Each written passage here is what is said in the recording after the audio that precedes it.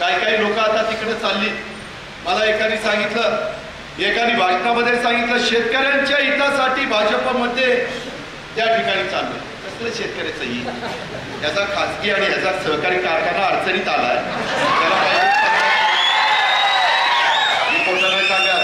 मी त्याला फोन केला.